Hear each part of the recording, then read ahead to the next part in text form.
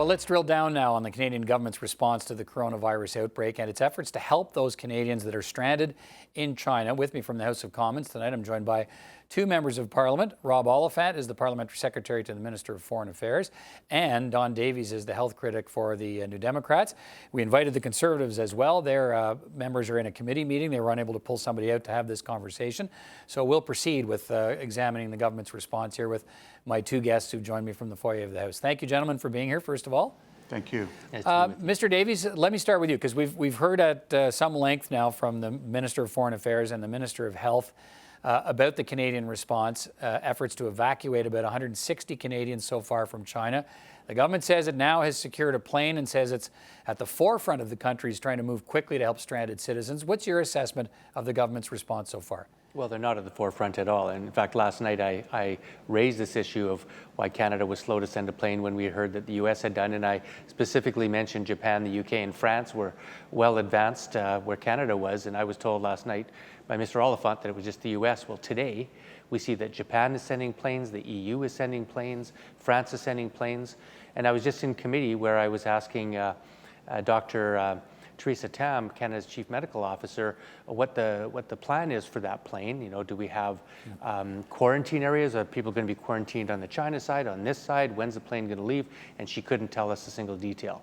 So I don't think that speaks to a country that's leading the pack. Mr. Oliphant, your government has secured a plane, but now it says it needs permission from the Chinese to get in there and land and pick up those Canadians. How quickly should we expect that to happen? And how come the Americans and the Japanese have already been able to get their people out? We are taking every step absolutely necessary and critical to help the 160 Canadians who have requested consular services. This is a complex situation, and actually I don't think it's a time for partisan politics at all. We're dealing with a couple of different things.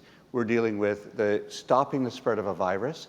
We're dealing with Canadians who are seeking help from their government, and we're ensuring the safety of all Canadians with respect to the spread of this virus. We have, as always, taken expert advice. We have acted quickly to get a chartered airplane. We're in the final. We have laws in Canada about getting a chartered airplane and entertaining a contract with them. The final details are being worked out right now. We think by probably February 1st, February 2nd, we'll be able to do that. But it's actually still in negotiation with the Chinese government. The Chinese government has absolute responsibility and right with respect to who comes in and leaves their country. Right. This is quarantined. I understand, but I'm like leaving aside suggestions of partisan politics. There's some Canadians who are stranded over there have complained have complained about the lack of response from the Canadian government to some of their concerns. I haven't heard one of those, by the way. Maybe well, there's been all kinds of media reports from people saying they've been trying to reach embassies and being told here's a map of a hospital to go to. Or This whole area is under quarantine. You cannot move from village to village. All the Canadians are not in one place. We are taking every step to ascertain where they are. Many of them weren't registered. We have now got the largest number of registrations it's gone from 80 some to 250. We know where they are. We're engaged with them. Okay, but is there something more complicated in Canada about leasing a charter aircraft to do this than it is in the U.S. or Japan? So the Americans have evacuated their consular officials. We're talking apples and oranges here right now. Canada is doing everything they can do, and I would argue is leading the pack internationally in this area. We have learned from previous encounters such as SARS. We are making sure that we act carefully, cautiously, scientifically, based on evidence, making sure that everything is done appropriately. The medical officers of health in our provinces and territories are engaged.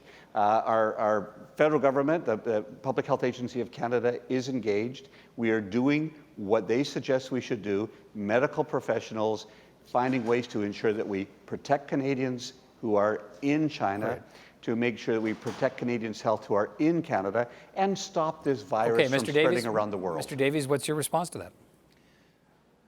Well, it's inconsistent with the evidence we just heard for the last hour and a half from Theresa Tam. I mean, I specifically asked Dr. Tam questions. When is the plane leaving?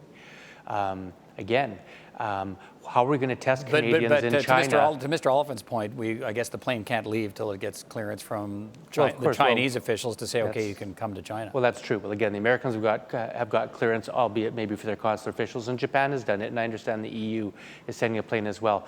Look, it's not a race here. But it's not partisan for the opposition to start questioning the government on whether they're taking every conceivable action and if they're moving quick enough. Now, we heard some very disturbing numbers from Dr. Theresa Tam.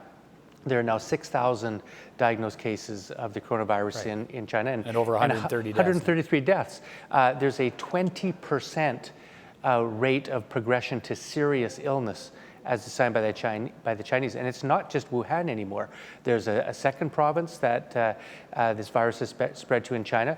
And we even heard some... What's the message of concern in that for Canada? Well, how should that influence our response? Well, the message is that the problem is growing in China and that there are Canadians in China that I think need a quicker response from the government and more details.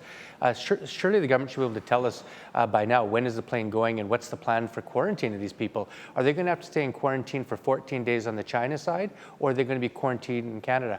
How do we make sure that everybody getting on that plane is not incubating the virus and infecting other people? Okay. There are serious questions here that remain unanswered because we just asked those questions to Dr. Theresa Tam and she couldn't give the Health Committee those answers. Right. Is it well, Mr. Oliphant, let me ask you, is it unreasonable to think there are answers to those questions at this point? I would say Dr. Theresa Tam is a much bigger expert than I am. I'm not a physician. I think that we need to listen to our physicians. We need to listen to public health officials who actually know what they're talking about. We are taking this, it's a very fluid situation. We will protect the health of Canadians.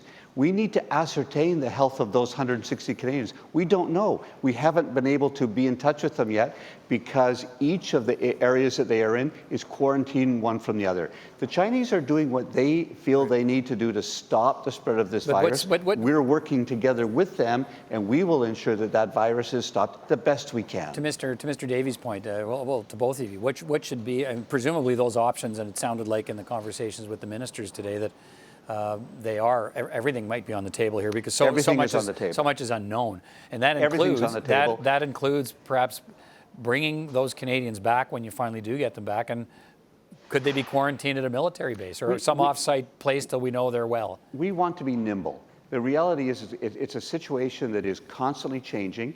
The virus might even change. So we want to make sure that we have everything that is being done appropriately. We don't know the answers to those questions yet until we find out who the 160 people are, what their health state is, make sure that we have the appropriate screening processes that will keep both them healthy and other Canadians safe.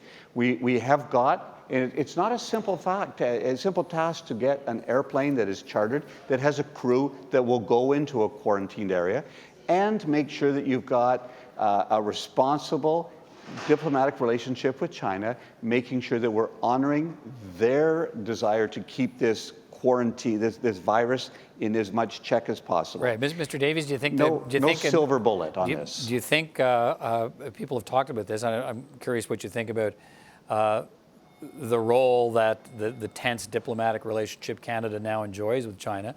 And maybe enjoy is not the right word, but this time that we are passing through with the Chinese in terms of the diplomatic relationship, do you believe that complicates this situation for Canada in terms of trying to get those Canadians out? Well, I don't think it helps. Obviously, the healthier diplomatic relations are, the less strained they are. Probably the more cooperative countries are with one another. I don't have any evidence or suggestion that that's playing a role in this case, but it's a valid question to ask. I want to say I think the government has done a fairly good job, and certainly want to give credit to the Public Health Agency and Dr. Theresa Tam for her reaction in this matter. I think things have gone very well up to now, but my sense is that this is going to break bigger. And I think that we've maybe been a little bit lackadaisical on it. We just heard some evidence, for instance. What more would we be doing? Well, I'll give you an example. We have passengers coming off international planes that are coming into the international area, and before they talk to an officer about where they've been or whether they've been sick, they're all entering their information on those screens. They're in that, we've all been at them if we travel, those And kiosk queues where everybody's lined up. And now we're finding that the transmission of the coronavirus could happen because the virus, we just heard from Dr. Teresa Tam, can live for up to a few hours on surfaces. So there's maybe something nobody anticipated, but people coming off a plane who are sick may be transmitting the virus onto those screens. Are we anticipating that? Are we taking steps to make sure that that's not transmitting the virus before they get and self-report? Right. So I think there's some important questions. As Rob says, this is a fluid situation, but I think we have to take this very seriously. Let me finish with you, Mr. Oliphant, just on this idea of the relationship with, is it complicated by the status of the relationship with China now? What I have been told and what I understand is that that is not at all of a concern in this particular case, that Chinese officials have been cooperating with Canadian officials. We recognize that there are things that are beyond politics. There are things that are about human health. We want to do everything we can to assist China. We have made offerings of any medical assistance, equipment, or anything that they might need from us. We have offered that. We're waiting to hear from them on that.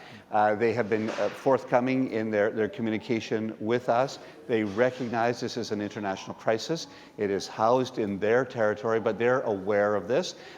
So far, I have seen no evidence whatsoever of our strain in diplomatic relations, which is real, affecting this issue, which is, for me, beyond politics. It's about keeping Canadians and Chinese and the world safe, and trying to find the best way to do that. All right, gentlemen, thank you for your time tonight. And for viewers who are watching, we did invite a Conservative representative to join us in our conversation. They were unable to make it, but I do appreciate the conversation we've had with the two of you, and we'll talk again. Take care.